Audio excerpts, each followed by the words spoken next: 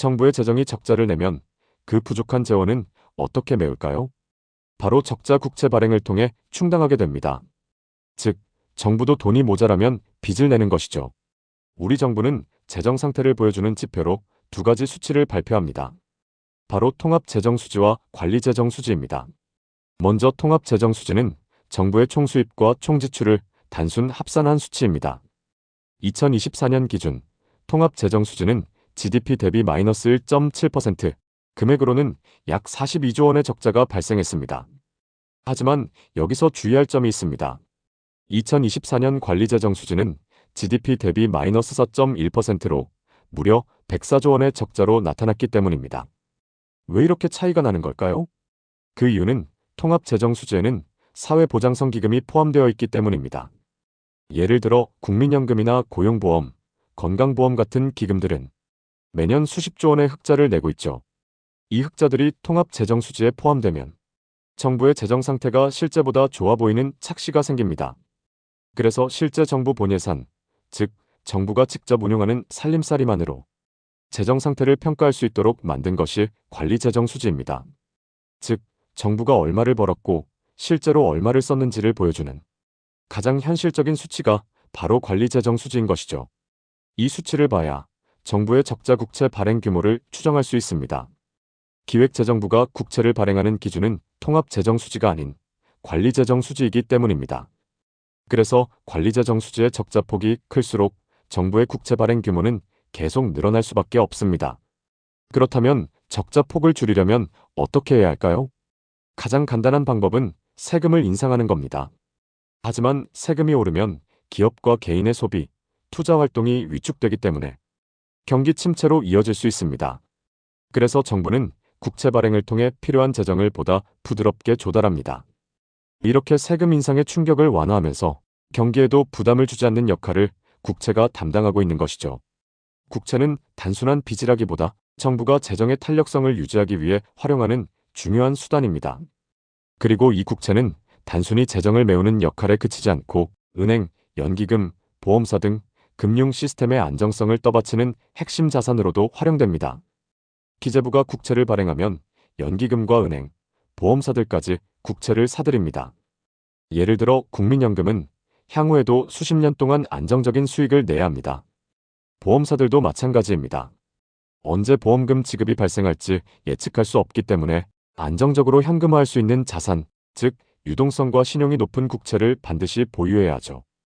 은행들이 국채를 사는 이유도 금융 건전성 규제, BIS 자기자본 비율을 맞추기 위해서입니다. 이 비율을 충족하지 못하면 은행은 대출을 줄이거나 영업에 제한을 받을 수 있습니다. BIS 규제는 위험 가중자산 대비 자기자본 비율을 8% 이상 유지하도록 정하고 있습니다. 국채는 위험이 거의 없는 자산으로 간주되기 때문에 은행들의 입장에서는 국채를 반드시 매입해야 합니다. 국채를 가지고 있다고 해서 자기자본, BIS 비율의 분자가 늘어나지는 않지만 대신 위험 가중 자산의 비중이 줄어들기 때문에 BIS 비율이 올라가게 됩니다. 또한 국채는 현금처럼 유동성이 뛰어나기 때문에 은행들은 자산 포트폴리오에 국채를 필수적으로 담게 됩니다. 이렇게 국민연금이나 보험사들, 시중의 은행들도 국채를 매입해야 하는 이유가 있지만 제대로 된 국채 공급이 없다면 이 모든 게 불가능해지는 거죠. 정부의 적절한 국채 공급은 금융 안정성을 위한 필수 인프라라는 것이죠. 지금까지 살펴본 국채의 다양한 역할을 떠올리면 수입과 지출의 적자분을 메꾸고 금융 시스템의 안전성을 지탱하며 신뢰받는 자산으로 활용된다고 하더라도 국채 자체가 정부의 부채라는 사실에는 변함이 없습니다. 대부분의 사람들은 부채라는 단어에 압박감과 파산 위험, 고통을 떠올리게 되죠. 이는 자연스러운 반응입니다. 왜냐하면 개인의 삶은 유한하기 때문입니다. 개인이 대출을 받으면 일정 시점 안에 반드시 상환을 완료해야 하죠. 이런 경험 때문에 정부의 부채가 늘어나는 것도 마치 나라가 망해가는 징후처럼 느껴지기 쉽습니다. 하지만 여기에는 중요한 오해가 있죠.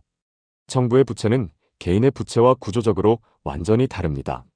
정부는 개인과 달리 영속성을 전제로 작동하는 존재입니다. 물론 국가가 천년만년 영원히 존재한다는 뜻은 아니지만 적어도 개인보다는 훨씬 더 긴 시간 동안 지속될 것을 전제로 재정을 운용합니다. 그래서 정부는 부채의 만기가 도래하면 빚을 갚아서 부채의 규모를 줄이는 게 아니라 새로운 국채를 발행해 이전 빚을 상환하면서 부채의 규모를 계속 유지하고 늘리게 됩니다. 이걸 국채의 차원 발행이라고 하며 부채의 롤오버라고 부르죠. 보는 것처럼 2020년도는 전체 국채 발행 규모가 174조였지만 새로운 국채의 순증 규모가 115조 원이었고 상환하기 위해 차원 발행한 국채의 규모가 59조 원이었던 것이죠. 이 구조는 개인들에게는 낯설게 느껴질 수 있지만 국가 재정에서는 매우 일반적인 운영 방식입니다. 실제로 우리나라의 지난 10년간 정부 부채의 총액 추이를 보면 정부 부채 총량이 감소한 추세였던 것은 한 번도 없습니다. GDP 대비 부채 비율이 줄어든 것처럼 보이는 경우가 있지만 그건 부채를 갚은 게 아니라 GDP가 더 빠르게 성장했기 때문이죠.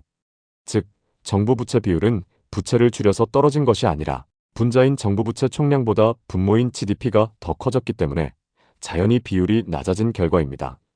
이게 바로 정부 부채는 미래 세대의 빚이다라는 말이 현실과 맞지 않는 이유입니다. 만약 이 주장이 사실이라면 우리는 지금 20년 전에 발행된 국채를 세금으로 상환하고 있어야 합니다. 하지만 실제로는 그렇지 않죠.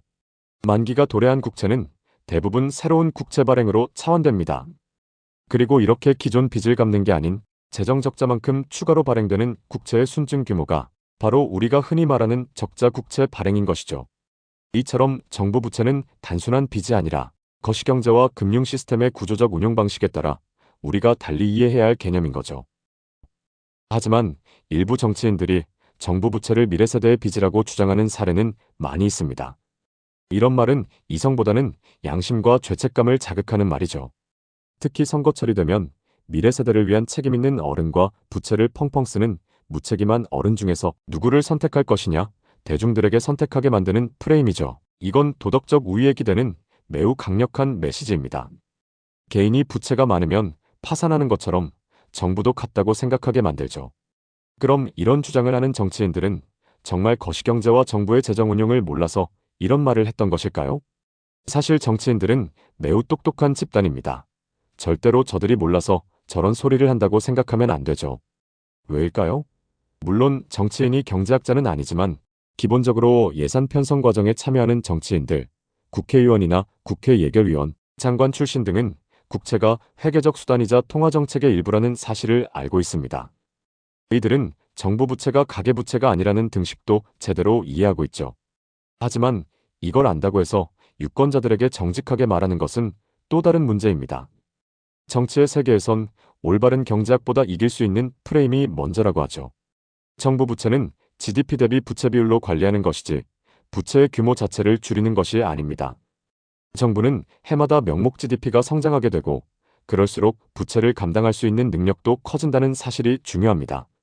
제가 지난주에 2030년까지 예상되는 한국의 GDP 대비 정부 부채 비율이 60% 수준이라고 지표를 보여줬는데도 제가 양적 완화를 하자고 주장하고 돈을 막 찍어내자는 사람으로 오해하신 분들이 몇 분 계셨습니다.